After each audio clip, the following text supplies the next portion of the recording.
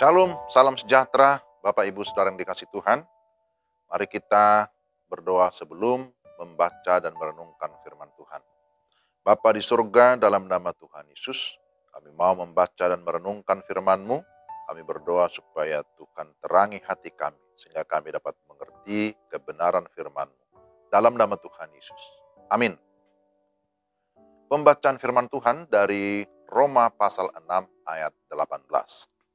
Kamu telah dimerdekakan dari dosa dan menjadi hamba kebenaran. Demikian Roma 6 ayat 18. Saudara-saudara, masih dalam suasana kemerdekaan. Karena itu tema kita hari ini, merdeka dari dosa. Saudara, semua orang di luar Kristus atau yang belum percaya dan menerima Kristus di hatinya adalah hamba dosa. Dosa itu memimpin orang yang belum percaya kepada kematian atau kebinasaan. Sebagaimana Roma 6 ayat 16. Dosa adalah fakta, bukan fiksi atau mitos. Dosa bisa memperbudak seseorang sehingga makin jauh dari Tuhan, makin mengalami kerusakan dan keterpurukan. Itu sudah pasti. Akan tetapi yang menjadi pertanyaan, apakah orang yang sudah percaya dan menerima Kristus masih bisa jatuh ke dalam dosa? Jawabannya tentu sangat bisa. Oleh karena itu, kita harus waspada senantiasa. Iblis tetap berjuang memengaruhi hati dan pikiran manusia. Iblis itu adalah pendusta atau penipu. Dengan cara bagaimana? Sebagai contoh, pertama melalui uang. Dalam 1 Timotius 6 ayat 10, Rasul Paulus sudah mengingatkan supaya berhati-hati terhadap uang. Banyak orang mengira bahwa kunci kebahagiaan adalah memiliki banyak uang untuk dapat membeli semua yang kita inginkan. Ada yang mengira dengan mempunyai banyak uang maka semuanya akan beres. Akan tetapi ternyata itu merupakan tipuan. Pendapat itu tidak benar. Sebenarnya kebahagiaan bukan karena berhasil membeli sesuatu, bukan karena uang. Kebahagiaan kita karena kita memiliki kepastian di dalam Tuhan. Kita memiliki makna dan tujuan hidup yang kekal sesuai dengan kehendak Tuhan. Kita hidup memuliakan Tuhan. Itulah sebenarnya merupakan kunci kebahagiaan. Jangan hanya mencari Tuhan karena berkat-Nya, tetapi carilah Tuhan sang sumber berkat. Maka kita akan mengalami kasih-Nya. Kasih yang begitu besar, melebihi seisi dunia ini. Yang kedua, cara lain yang bisa dipakai iblis adalah melalui hawa nafsu dan keinginan kita. Ada keinginan daging, ada keinginan mata, keangkuhan hidup.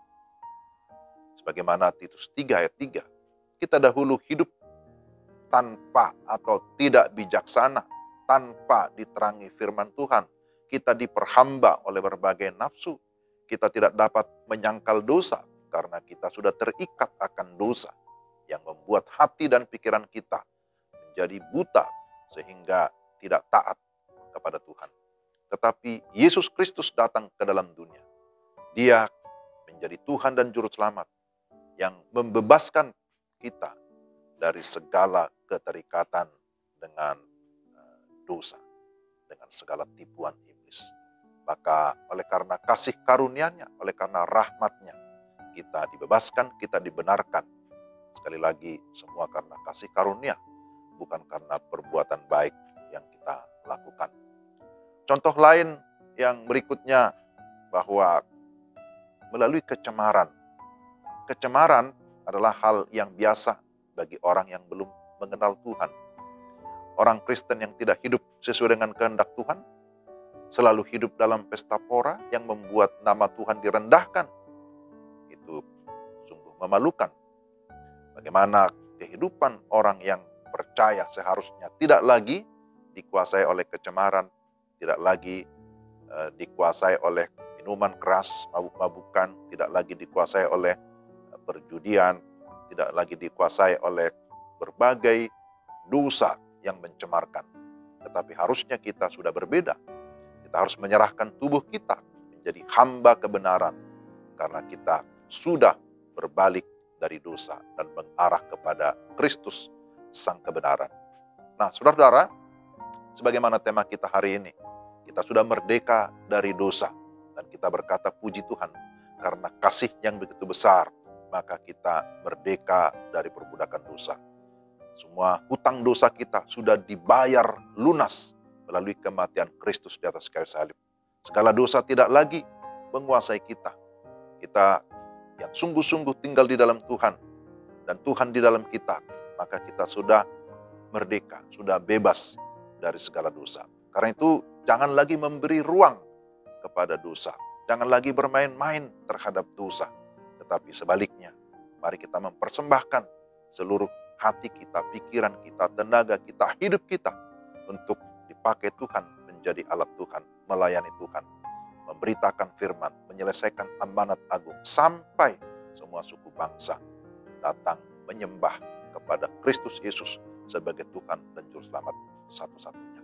Karena itu sekali lagi saudara, kita sudah merdeka dari dosa, maka jauhkanlah diri dari dosa. Dan kita sekarang menjadi hamba kebenaran, maka hiduplah di dalam kebenaran. Mari kita berdoa. Tuhan, terima kasih untuk renungan hari ini yang mengingatkan kami bahwa kami adalah orang-orang merdeka, yang sudah merdeka dari dosa. Karena itu kami harus memberi diri kepada Tuhan, menjadi hamba kebenaran, melakukan hal yang sesuai dengan kehendak Tuhan. Pimpin dan pakai kami sesuai dengan kehendak dalam nama Tuhan Yesus. Amin. Sampai di sini renungan kita hari ini. Tuhan memberkati Bapak, Ibu, dan saudara-saudara sekalian. Shalom.